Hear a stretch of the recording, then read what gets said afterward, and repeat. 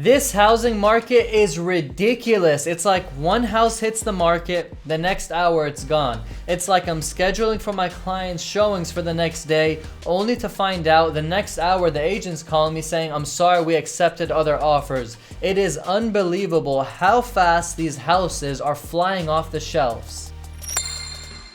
Now, if it's a good house, it's impossible to win because you're going to be competing with 10, 20, 30 people. And the problem that we're having as real estate agents is when we advise our clients to place over asking price, to maybe even waive the appraisals, they think we're just trying to close a deal. But then when they don't listen and they lose the house, they then get mad at us. This market is very tough and so competitive, and we're having our clients biting their nails trying to figure out if they're going to get into a home. And also, I have myself biting my nails trying to figure out, am I gonna win them a home? Because the competition is fierce. I know here specifically in Texas, it's on fire. They're saying that Texas might be the next Silicon Valley. We have New Yorkers and Californians all flocking to Texas. So in Texas, it's real. Now the question that comes to your mind is this going to continue? Is this a sign of a housing crash? Is this a possibility that prices have peaked and now they're actually gonna start to retrace? I mean, the demand is there, but the supply isn't. And as we all know, basic economics, if there is supply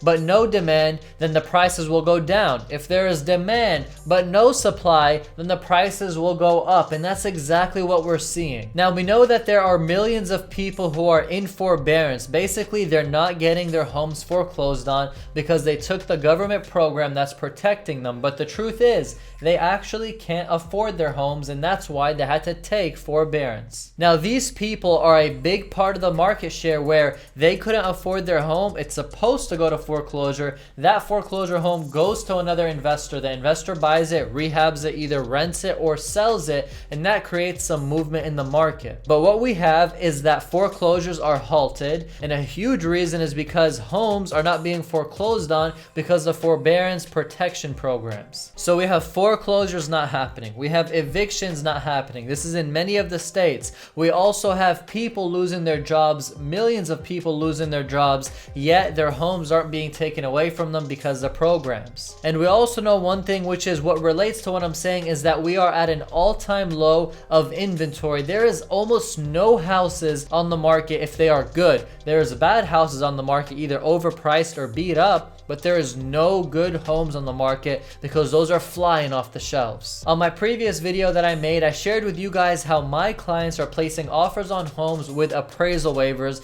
and how that's kind of scary. How people are willing to buy a home even if it doesn't meet the value, even if the appraiser says this home is not worth $500,000, yet people are still willing to pay that $500,000 difference with their hard cash. We have so many people in this current market overpaying for homes so they can win them, and also so they can get themselves into a home because of the competition that's going on. Imagine you're trying to buy a home just like everybody else, and you know that this home, you love it. There is no way that you're gonna lose it. And this home, they're asking $300,000 for it. And I'm your agent. I'm telling you, look, this home is gonna fly off the shelves. You're gonna have to pay over the asking price. On top of that, if you want to guarantee winning it, you're gonna have to put an appraisal waiver. And you're cool with that. You're like, Karam, I don't care. I want to win this home. So you put an offer for $310,000 and you put an appraisal waiver. If the home doesn't appraise for $300,000 or more,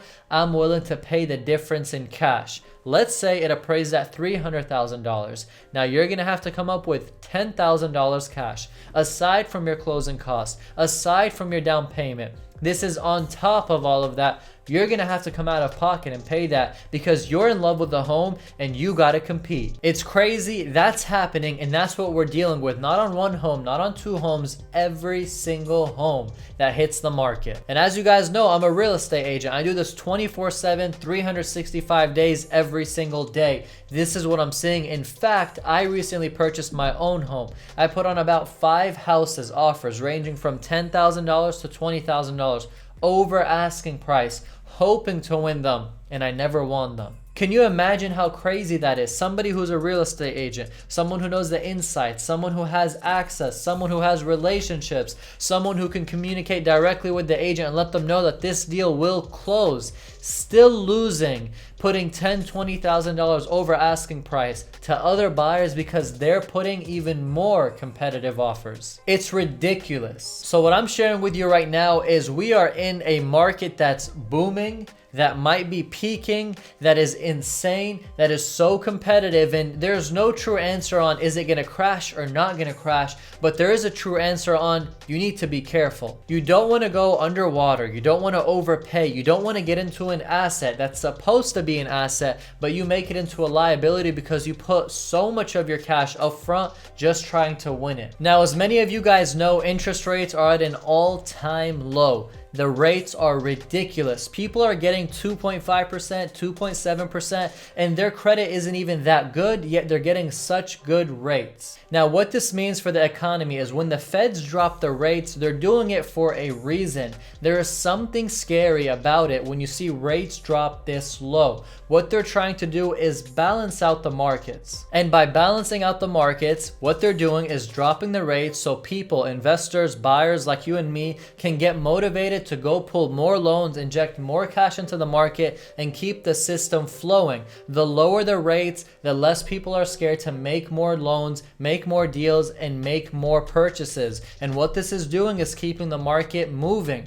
But what happens when the rates slowly go back up? What happens when the forbearance is lifted? What happens when evictions can happen? When foreclosures can happen? What happens when the millions unemployed actually can't get back their jobs? What happens when all this actually comes into play and the government, the people, can no longer keep the market floating? Something bad's gonna happen, something major's gonna happen. Because trillions of dollars in stimulus money is being floated around and printed, you're having rates so low, you're having things that we're not used to seeing happening. Therefore, eventually, someone's gonna have to pay. Me, you, someone, and that's when it gets scary. Now, as we all know, this could be artificial. The government is just doing this to make the market float, and people say eventually there is a storm that's gonna have to happen. There is a repercussion that's gonna have to happen. There is something that's gonna make this market turn, and some are saying it's gonna hit hard. Now, if you're in this market, I stand with you and understand how tough it is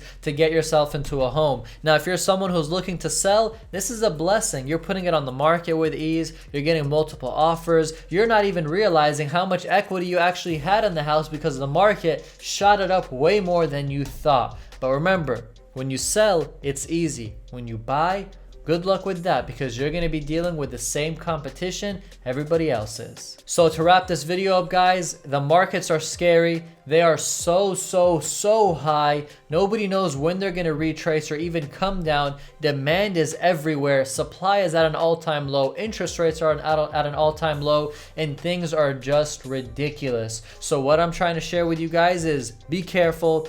Don't overpay. And if you fall in love with that house, just please make sure your numbers work and you can afford it. I myself was willing to overpay because I knew I can afford it. If you're trying to overpay and over leverage yourself and overextend yourself and you really can't afford it, you need to take a step back and relax. Anyways, guys, I hope you enjoyed this video. Make sure you like it, make sure you subscribe, and I'll see you in the next one. I'm out.